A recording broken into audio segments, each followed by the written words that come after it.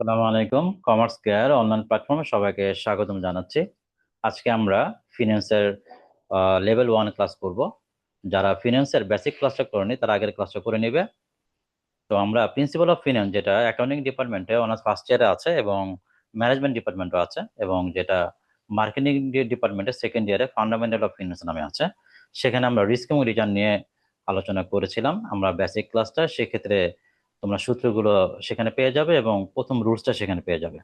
তো আজকে আমরা রিস্ক অ্যান্ড রিটার্নের সেকেন্ড রুলসটা নিয়ে আমরা আজকে আলোচনা করব, এবং সেকেন্ড রুলসটা কোথায় ইউজ করতে হয় সেটা তোমাদের সাথে শেয়ার করি। আশা করি এখানে তোমরা শেয়ার চলে আসছে। সূত্রের লিস্টটা যে হ্যাঁ, তোমরা সূত্রের লিস্টটা দেখতে পাচ্ছ এখানে।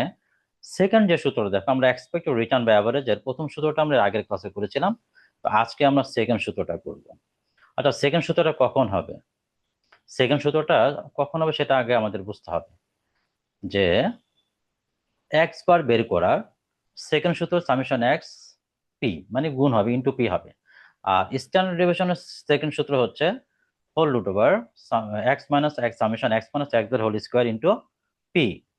এই দুইটা সূত্র আমরা আজকে ইউজ করবো। এই সূত্রটা কখন হবে? এই সূত্রটা হবে যদি কোশ্চেনে প্রবাবিলিটি নামে একটা মান, এক্সট্রা মান দেওয়া থাকে। আমাদের কোশ্চেন কিন্তু সাধারণত রিটার্নের পার্সেন্টেজ দেওয়া থাকে, যে আমি ইনভেস্টমেন্ট করব, আমার প্রত্যেক বছর কত রিটার্ন আসবে সেই রিটার্নের পার্সেন্টেজ দেওয়া থাকবে, এবং সেই রিটার্নের আসার সম্ভাবনা কত সে সম্ভাবনার মানটা দেওয়া থাকবে। সম্ভাবনা মানে হচ্ছে প্রবাবিলিটি। সে প্রবাবিলিটি মানটা যখন দেয়া থাকবে তখন আমাদের সেকেন্ড সূত্রটা ইউজ করতে হবে, আর যখন প্রবাবিলিটি মানটা দেয়া থাকবে না তখন আমাদের প্রথম সূত্রটা ইউজ করতে হবে। আশা করি ব্যাপারটা ক্লিয়ার হয়েছে। তো অঙ্কে গিয়ে আমরা দেখি। তো এক্সাম্পল 2, আমরা সেকেন্ড অঙ্কটা দেখাচ্ছি। দেখো, সাপোজ ইউ ইনভেস্ট টাকা $1,00,000 ইন স্টক। একটি স্টক আমরা $1,000 আমরা ইনভেস্ট করেছি। আফটার 1 ইয়ার দেয়ার আর থ্রি পসিবল আউটকামস। তো এক বছর পর তিনটি সম্ভাবনার আউটকাম বা রিটার্ন দেখানো হচ্ছে। Outcome good, average, bad. Return দেওয়া আছে 20%, 10%, -5%, প্রবাবিলিটি দেওয়া আছে 0.4, 0.3, 0.3। এই যে আমাদের এখানে যে মানটা দেওয়া আছে প্রবাবিলিটি, এই মানটা যখন আমাদের দেয়া থাকবে কোশ্চেনে তখন আমাদের সেকেন্ড সূত্রটা ইউজ করতে হবে। আর যখন প্রবাবিলিটির মানটা দেওয়া থাকবে না তখন আমাদের প্রথম সূত্রটা ইউজ করতে হবে। Requirement calculate coefficient of variation and variance. তো দুইটা মান বের করতে বলা হয়েছে। তো আমরা এই দুইটা মান বের করা শিখি। তো প্রথমে আমরা কি করব, এক্স বার বের করব। এক্স বার বা অ্যাভারেজ রিটার্ন বের করার সূত্র সামেশন এক্স পি। তো সামেশন এক্স পি আসলে কি? এক্স আর পি গুণ করবে। এক্স আর পি কোথায় পাবে? যে রিটার্নটা দেয়া থাকে সেটাকে আমরা এক্স ধরি। আমরা গত অঙ্ক দেখেছিলাম, যখন রিটার্ন দেয়া থাকবে সেটাকে আমরা এক্স ধরবো, আর এখানে যে প্রবাবিলিটি দেয়া আছে প্রবাবিলিটিকে আমরা পি ধরবো। তাহলে এক্স পি মানে এই এক্স এর সাথে এই পিটা গুণ করে বসাবো। ঠিক আছে। একবার 0.20 ইন্টু 0.40 করবো, প্লাস 0.10 ইন্টু 0.03 করবো, প্লাস -0.05 ইন্টু 0.03। তো এগুলো আমাদের এক এক করে গুণ করে যোগ করতে হবে। এটা হচ্ছে সূত্রের ফর্মেটটা। তো দেখো, আমরা সূত্রটা আবার একটু আমরা মানটা দেখি। দেখো, সলিউশনটা দেখি। তো average return summation x P, তাহলে কি করব? এক্স আর পি গুণ করব। এক্স হচ্ছে রিটার্ন গুলো আর পি হচ্ছে প্রবাবিলিটি, গুণ করব প্রত্যেকটার সাথে, প্রত্যেকটা গুণ করে মাঝে যোগ করব, তাহলে হয়ে যাবে। যে রেজাল্ট আসবে সেই রেজাল্ট হচ্ছে 0.095। দেন এটাকে 100 দিয়ে গুণ করে, 100 দিয়ে গুণ করে আমরা পার্সেন্টেজ শো করতে পারি। That means 9.5% average return. Standard deviation যদি বের করতে বলা হয়, তো স্ট্যান্ডার্ড ডেভিয়েশন যেহেতু কোশ্চেনে প্রবাবিলিটি আছে সেহেতু স্ট্যান্ডার্ড ডেভিয়েশনের সেকেন্ড সূত্রটা হবে, সেকেন্ড সূত্রটা হচ্ছে whole root over summation x minus x bar whole square into p. তো এক্স মাইনাস এক্স বার কিন্তু গত ক্লাসে আমরা দেখেছিলাম, ওইভাবে কিন্তু এক্স মাইনাস এক্স বার করতে হবে। এক্স মানে হচ্ছে রিটার্ন গুলো, কোশ্চেনের যে রিটার্ন গুলো দেওয়া আছে এগুলোর সাথে এক্স বার মাইনাস করতে হবে। এই কোশ্চেনে আমাদের এই সলিউশন করতে গিয়ে আমরা যে এক্স বারটা পেলাম 0.095, এটা কিন্তু এক্স বার। তা এক্স বার কিন্তু চেঞ্জ হয় না। ঠিক আছে, এর আগে আমরা করেছিলাম এক্স বার চেঞ্জ হবে না।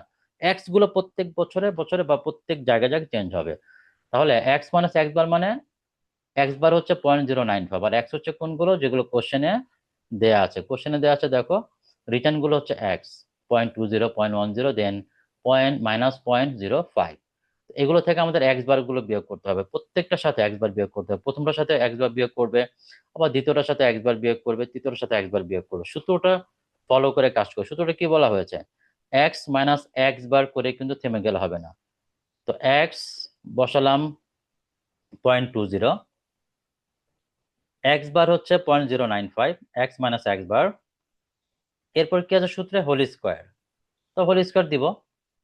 এরপর কি আছে পি, অর্থাৎ ওই বছরে বা ওই লাইনের বরাবর যে পিটা আছে, কোশ্চেনটা দেখো 0.4। তাহলে প্রথম লাইনে যখন থাকবো তখন এক্স হচ্ছে 0.20, প্রথম লাইনে যখন থাকবো তখন প্রবাবিলিটি হচ্ছে 0.4। এভাবে আমাদের কন্টিনিউ কাজটা করতে হবে, ঠিক আছে।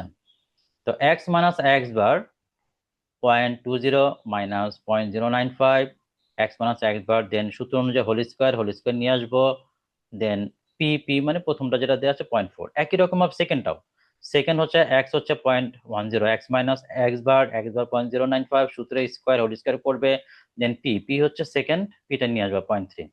একই রকম ভাবে পরবর্তীটা এক্স মাইনাস এক্স বার, এক্স পরেরটা 3 নম্বরটা 0.05 মাইনাস এক্স বার হচ্ছে 0.095, দেন সূত্র অনুযায়ী হোল স্কয়ার হবে, দেন ইন্টু পি, পি মানে শেষের পিটা 0.4।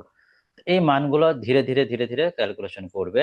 প্রথমটা থেকে 0.20 থেকে 0.095 মাইনাস করবে, মাইনাস করে যে রেজাল্ট হবে সেটাকে স্কোয়ার করবে, যে রেজাল্ট আসবে সেটাকে 0.4 দিয়ে গুণ করবে। এভাবে প্রত্যেকটা করতে হবে, প্রথম অংশ করবে, দ্বিতীয় অংশ করবে, তৃতীয় অংশ এভাবে করবে। দেন তিনটাকে যোগ করবে, যোগ করে যে রেজাল্ট আসবে সেই রেজাল্টটাকে হোল রুট ওভার করবে। তাহলে দেখবে 0.1036 বের হয়ে আসবে। এখানে সংক্ষিপ্ত ভাবে অ্যান্সারটা দেওয়া আছে, তোমরা এটা নিজেরা করে দেখবে অ্যান্সারটা মিলে কিনা।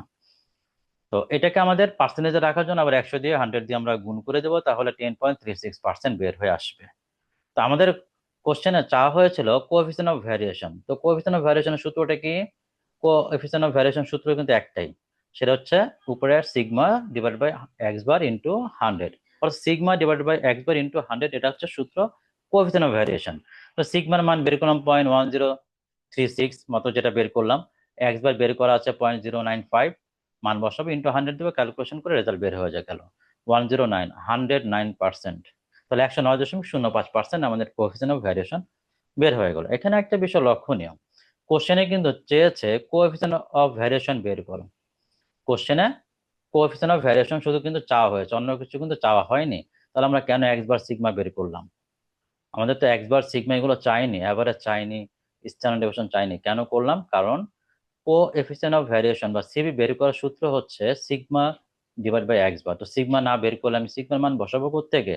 এই জন্য আগে আমাকে সিগমা বের করতে হবে, দেন এক্স বার বের করতে হবে। এগুলো আগে বের করে আমাকে সিবিতে আসতে হবে।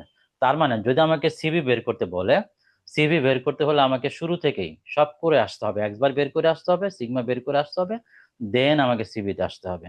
এভাবে আমাদের কোএফিসিয়েন্ট অফ ভ্যারিয়েশন বের করতে হবে। তাহলে এভাবে কোশ্চেনে যখন প্রবাবিলিটি নামে একটা মান দেওয়া থাকবে তখন আমাদের এইভাবে এক্স বার সিগমা এবং সিবি বের করতে হবে। আশা করি অঙ্কটি তোমরা বুঝেছ। ধন্যবাদ, জাজাকাল্লাহ খাইর।